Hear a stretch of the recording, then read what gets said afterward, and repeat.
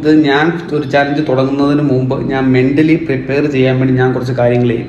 ഇത് ഞാൻ നിങ്ങൾക്കൊന്ന് പറഞ്ഞു തരാമെന്ന് വെച്ചാൽ നിങ്ങൾക്കിത് വേണമെങ്കിൽ ഫോളോ ചെയ്യാം, ഞാൻ നിർബന്ധിക്കുന്നില്ല. പക്ഷെ ഇത് ഫോളോ ചെയ്താൽ നിങ്ങൾക്ക് നല്ലതാണ്, നിങ്ങൾക്ക് ഇത് കറക്റ്റായിട്ട് കണ്ടിന്യൂ ചെയ്യാൻ പറ്റും. ഓക്കെ, ഒന്നാമതായി ഞാൻ ചെയ്യുന്നത് ഈ ഷുഗറിൻ്റെ ടിന്നങ്ങ് കാലിയാക്കി വെക്കുക. അതാണ് നമ്പർ 1 സ്റ്റെപ്പ്. സെക്കൻഡ് സ്റ്റെപ്പ് എന്താണെന്ന് ചോദിച്ചാൽ നമ്മളുടെ കയ്യിൽ യാതൊരുവിധ ജങ്ക് ഫുഡ്സും ഇല്ലെന്നും ഉറപ്പുവരുത്തുക. അതായത് കേക്ക് അതുപോലുള്ള സാധനങ്ങളൊന്നും ഇതിനകത്ത് കാണുന്നത് കണ്ടില്ലേ, ഇങ്ങനെ ആയിരിക്കണം.